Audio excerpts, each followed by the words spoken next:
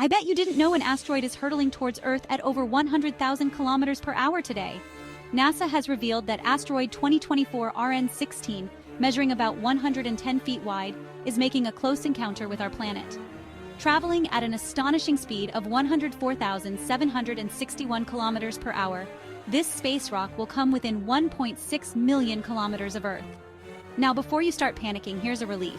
It's a safe distance and poses no immediate threat.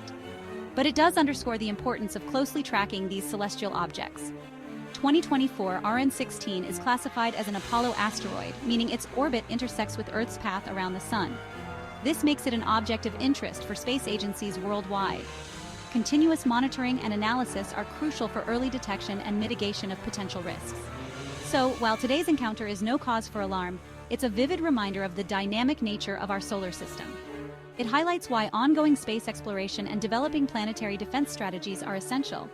Stay curious, space enthusiasts!